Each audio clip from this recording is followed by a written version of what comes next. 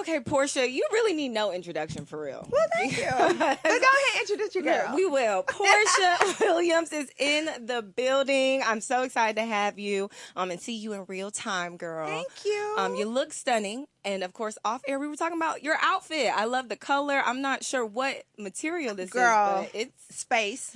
Okay.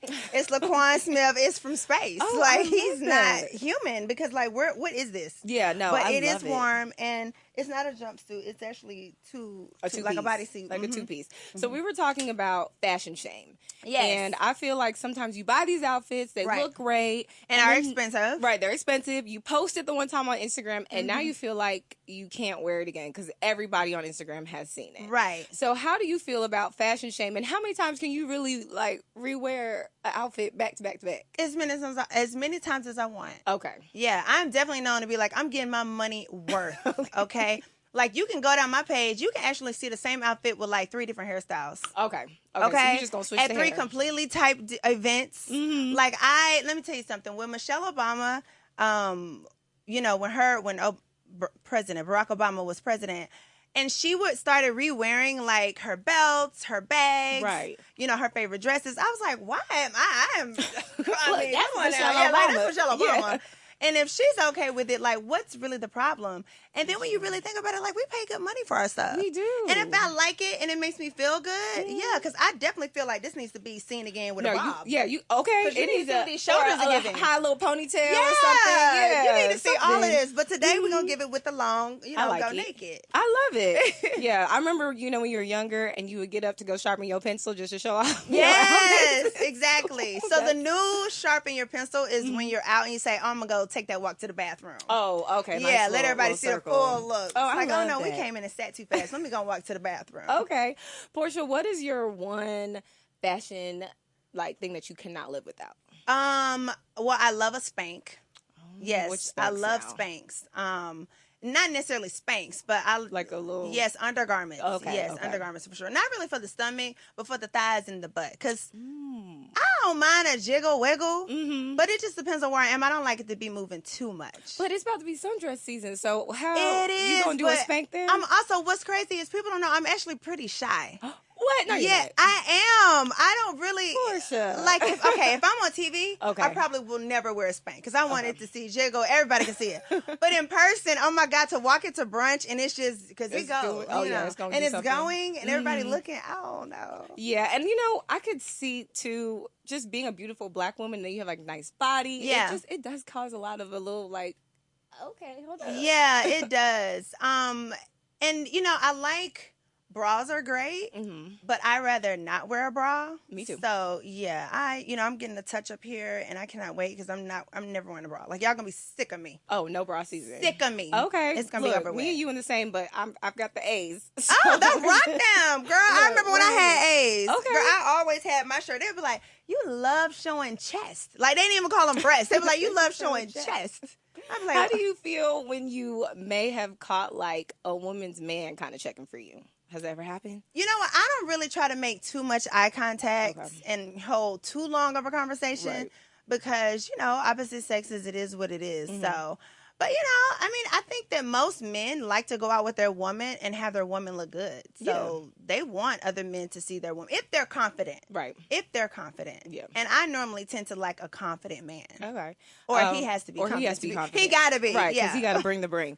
I know this question has been worn out on the internet, but again, I have to ask because I feel like I've been going into that realm too where you make more money than some of the men that you would want to date. How does that dynamic maybe work for you? Like, just if you're out, trying to find a man, or if you're dating, because I know you have your own situations, but just in general.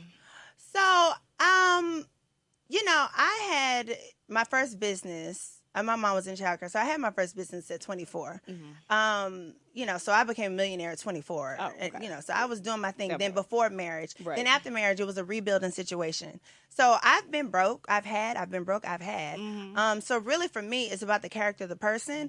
And whatever your dream is and what you want to do, can you actually do it? Are you working towards it? Yeah.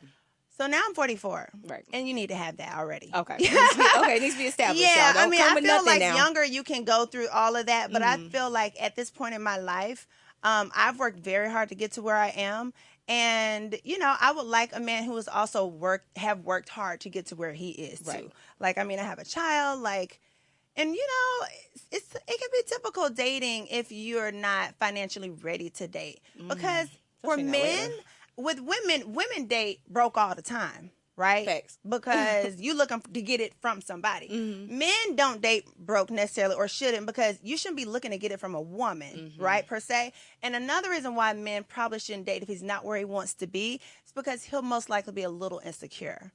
And when a man is insecure in a relationship, he can almost hate you and hate on you. Crazy. And he's doing it from within the house. Right. So that can get very dangerous. So if I'm dating someone, which I have, and I probably could again, if I'm dating someone who's not financially where he wants to be, he has to be a very supportive spiritual person. Okay. Yeah. The spiritual part will help the lack of funds, right, I have to say. There we go. Because, if a man doesn't have money, if he has spirituality and, he has, he reverenced God and he knows it's coming for him. He has that confidence. I know it's going to come. Right. So within he has his confidence. If it's a man and he ain't got no spirituality, well, then he just out here just feeling like he's moving around with nothing. He's moving around. Yeah, he don't know where it's coming from. He don't know where his help is coming from. He don't know nothing. Yeah. He's going to lead you and drag you all the way down. So I would have to say, women, if you're going to date below you, make sure he is spiritually sound. I love that. You mentioned being 44. And I think for women, there's just an interesting stigma. I'm seeing a shift now because we're seeing women that are 40 plus and they look better than the 20-year-olds that we're seeing now. But there's the fillers and the Botox and just wanting to fix yourself up. How do you feel about that? Is that something that you are into or you're loud and pronounced about it? I'm really loud about it. Okay. I really love it. I'm one of those housewives. I came on naming them Coco and Chanel. These are new additions.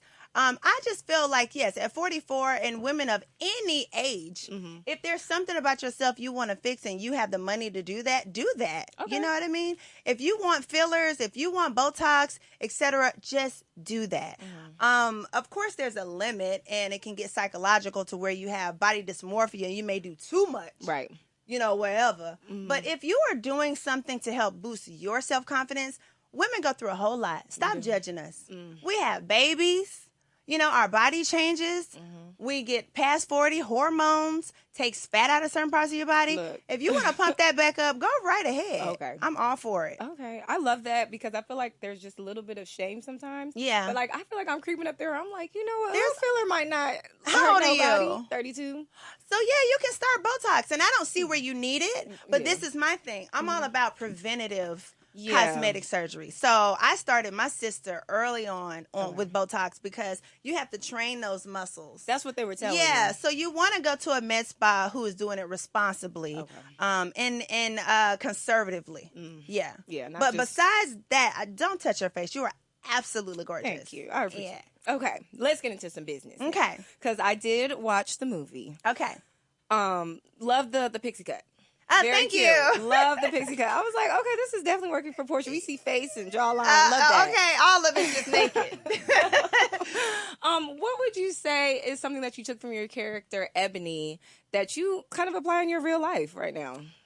I would have to say Ebony really goes through a lot psychologically as far as her mental health.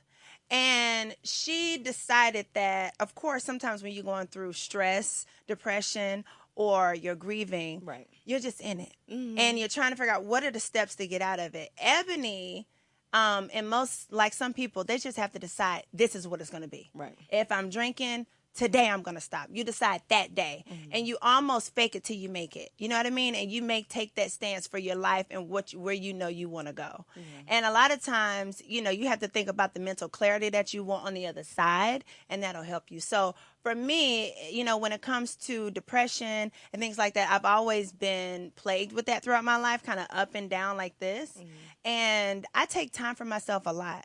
If I know this is a day that's not a good day for me, I'll shut the schedule down. Yeah, I have to learn how to do that because you'll just keep going to please other people. You can't because you will lose so much of yourself. You have nothing to give to work, to your family, kids, your spouse or boyfriend or whatever.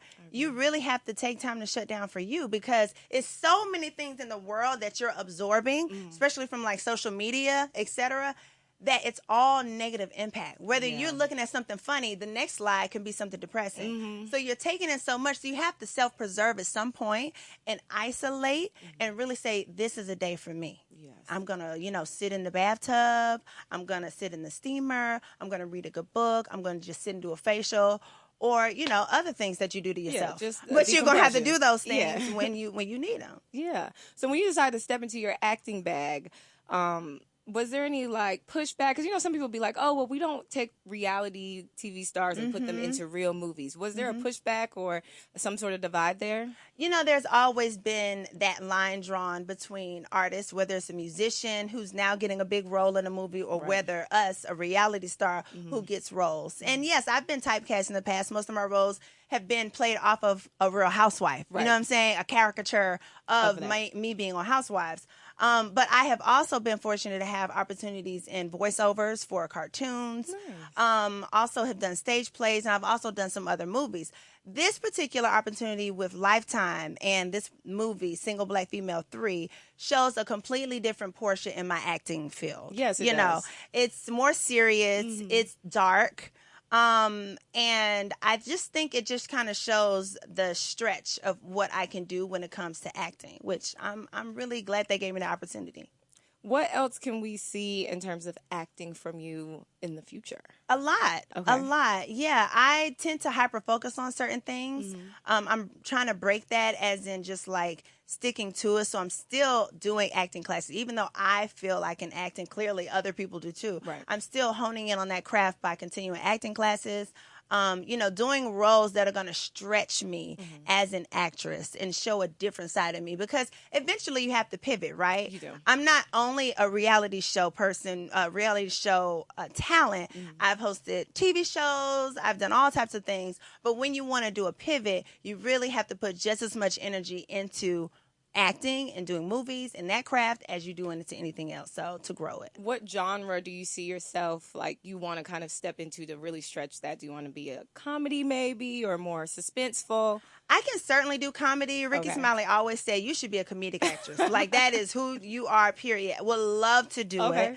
But I also love the deeper roles. A lot of what plays off of my character and what people mostly see on reality TV is the fun, funny side. Right. Yeah. But of course, I'm a grown woman, 44 years old, have lived many, many lives, and I can pull from a lot of different things I've been through in my life and apply it to a serious character, someone who has to deal with loss, someone who has to really show a lot of emotion. I can do that. So I want more of those roles that really stretch me in that way. Yeah, I think watching you on, this, I guess kind of call it a series, like a movie series. Right. It has 3 parts to it. But I'm not going to do any spoilers of how this movie ends for you guys. But your character, like, I'm watching and I'm like, oh yeah, it's definitely Porsha. Like, right. And then they kind of give you a nice little twist to it. Right. But how did you prepare for your end scene of how everything kind of comes together, but, tricks the audience? Right. Well, Ebony Williams is my character. Like I said, she's a detective. And because, this trilogy is what we call it, right? Yeah, okay. Trilogy. Yes. This trilogy has so many twists and turns. 1 minute you think you know what Simone is doing. Yeah. Next minute you think, okay, Monica has been done wrong, but is she the person who actually set everything off? Did she do this? Did she do that? You see her go to court. She gets found not guilty. You see all these different things. And so you're trying to figure it out. So I have to play into the audience needing to figure it out. Right. So I'm kind of doing a dual role of, I'm guilty, but playing coy a lot. Yes. And kind of looking sneaky, but honestly, but serious about whatever I'm talking about. Definitely. I know. And well, if that's how you felt watching it, then I did a good job. You did a great job. You can't be, when it comes to a mystery like this and not knowing where it's going to land, I have to be able to play 2 roles in one character. Yes. And thank you for saying that. You That did confused great. you? Yes. Because that was the goal. I know, okay, Porsha, the acting is giving, because I never thought this was about to happen. I know. I'm telling you, the end of this movie, because I was so invested in the first 2. Okay. So, and I feel like I know who did what when. And I know Simone is a fool. Okay, she crazy with it. Okay. Now, Raven and Amber are great, and so is K. Michelle. But the character of Simone, I'm like, and then she got a daughter too, Joy. Right. I'm like, this is about to be crazy. It got really good. So no, the audience is literally going to be at the edge of their seats the whole time. And of course, to see beautiful Black women have All this of you opportunity, guys. carry Yes. this trilogy like this, it's such a big deal. I'm so happy to be a part of it. And shout out to Lifetime for putting us on in this way. Yes, great Lifetime movie, especially if you're one of those like Lifetime, what you call it, like serial watchers. Yes. Where you'll watch like a whole bunch of. Yes, this is right up your alley. Yeah. Let's switch over to Real Housewives of Atlanta. You mentioned that some of your relationships haven't been as tight, or they're not the same because of you shooting this. So how has it caused a rift in relationships that may have been better in real life without TV? Right. Well, I think anything you put a magnifying glass on is going to reveal certain things or bring certain things to light, or something like that. And a reality show or a documentary or whatever it is that puts a camera on you is going to change any relationship. So husband, wife, friendships, this, that, business relationships. It does bring out different things in that, and at the end of the day, you just have to let it be what it is. You know what I mean? If we're here to film a show, we film one thing. I know one narrative. There could be another narrative. Right. And then there's also the editing. Right. So that part. It's the producers. at the end of the day, you just have to, take that check and walk on with what's real and what's fake. Leave it right there. What is it like watching yourself back on TV?